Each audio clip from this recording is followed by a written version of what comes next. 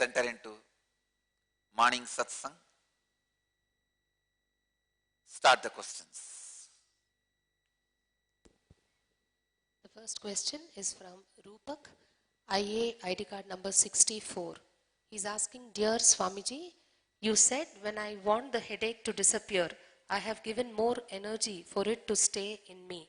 In that case, why have I not given more energy for spiritual experience like samadhi or kundalini energy even though I want it?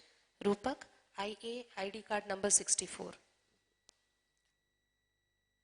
Rupak 64. His question, Dear Swamiji, you said when I want the headache to disappear, I have given more energy for it to stay in me. In that case, why have I not given more energy for spiritual experiences like samadhi or kundalini energy, even though I want it?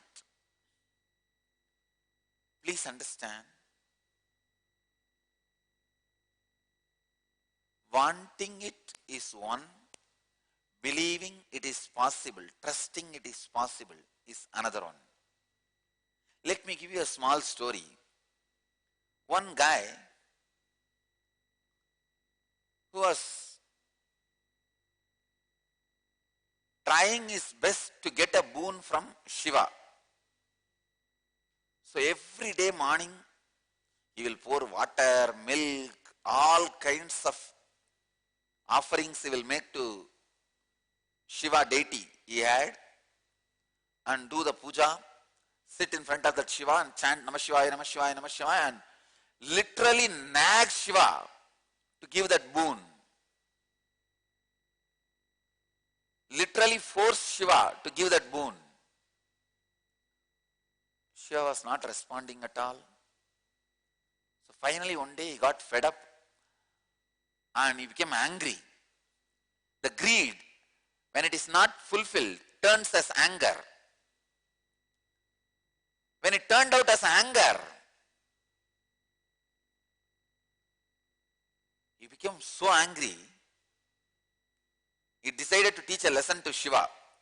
He brought one Vishnu Murti, Vishnu deity, and started doing all the puja to Vishnu. Just to teach Shiva, he will do everything, whatever he was doing to Shiva, to Vishnu, saying, you are a useless God, now I am worshipping real God who will give me the boon. He was doing all the rituals. And finally he put the incense stick also. That incense smoke was slowly moving in the wind towards that Shiva deity. He could not tolerate that incense he kept for Vishnu is being smelled by Shiva. He jumped on the deity and caught hold of the nose strongly. Close the nose, nostrils. You should not smell my incense. It is only for Vishnu. How dare this incense comes to your nose? This smell comes to your nose. You are so strongly holding the nostril. Suddenly, in few seconds, he literally felt he is holding flesh and bone. Somebody's real nostril, nose. When he opened the eyes, he saw Shiva was sitting. He was really sitting. He was there. The moment he saw Shiva, he could not control. All his anger, pseudo anger, everything went away. He just fell at the feet of Shiva and asked him, please apologize me. Please forgive me. He asked for apologies. Please forgive me.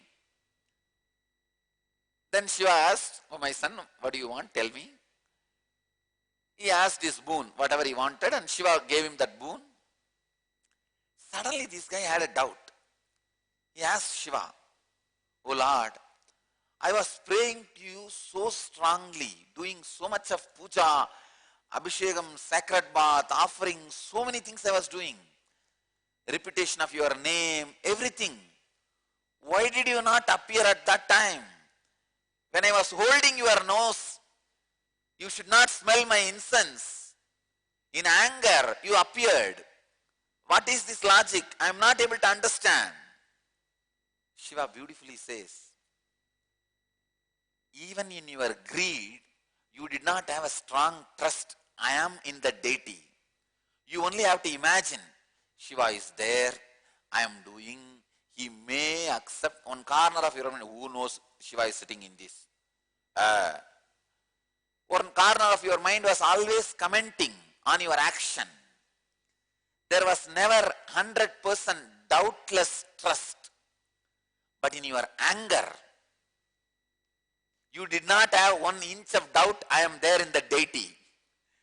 When you held your nostril, when you held my nose strongly, even 1 second you did not have doubt. Your unconscious mind was not commenting, giving the cricket commentary behind. Who knows? Shiva is in this deity. Who knows? He is accepting all your milk. It is all going down the drain. And you are wasting your money, time, energy.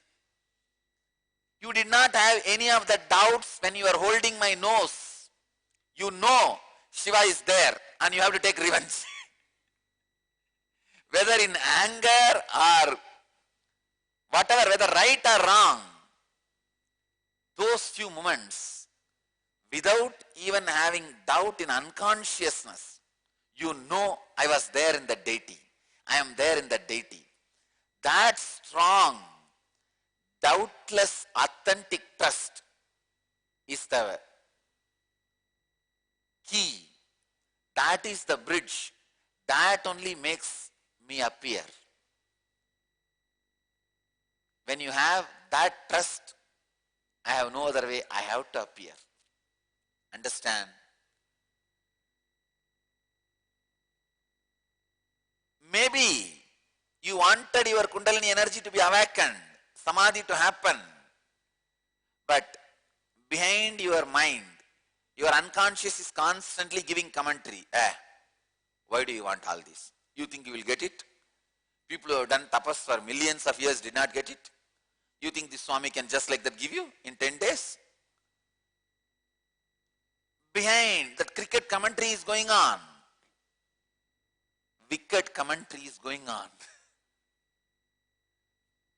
But with a headache, you are very clear. There is no doubt. You will have it. You will ever have it. It will never leave you. Unfortunately, your mind is programmed, designed to believe negative things strongly.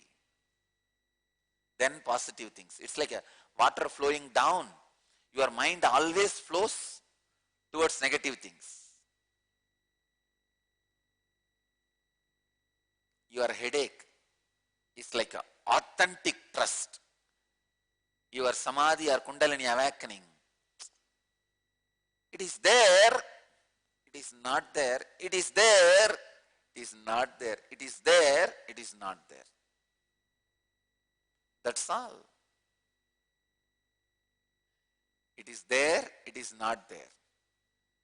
It is there. It is not there. It is not there. No, it is there. It is not there. No, it is there. It is not there. It is there.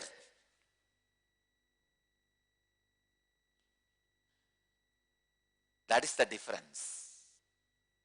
Rupak, contemplate on this story.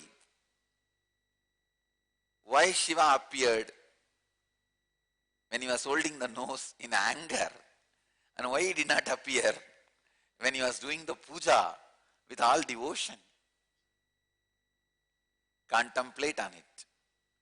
You will understand. Authentic trust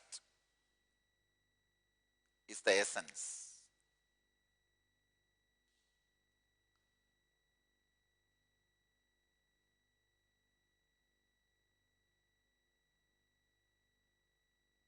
Next question. The next question is from Preet, IA ID card number 28. She's asking Swamiji, is being in silence an effective way to go within? Thank you for your love and blessings. Preet, IA ID card number 28. Swamiji, is being in silence an effective way to go within?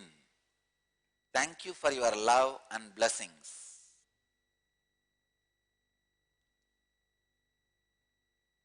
Preet, number 28.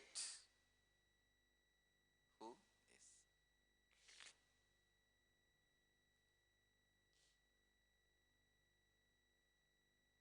is being silence an effective way to go within? I don't know what silence you are asking. Verbal silence may be initial step, but mental silence is the best step. Emotional silence is the ultimate step. Conscious silence is goal itself. Understand, if you are talking just about verbal silence, it's the first step. Very beautifully our scriptures say, Yogasya pradamam dwaram vangnirotaha. First step in yoga is verbal silence. Yogasya pradamam dwaram vaknirotaha. So verbal silence is only the first step for yoga. Mental silence will be a powerful practice of yoga. Emotional silence is the last step for yoga. Conscious silence is the goal of yoga. So, which silence you are talking about, you should know. Step by step, increase the depth of the silence. That's all. If you are in the verbal silence, move to mental silence also. If you are in mental silence, move to emotional silence also. If you are in emotional silence, move to conscious silence also. So understand, it is which level of silence you are talking, that plays major role.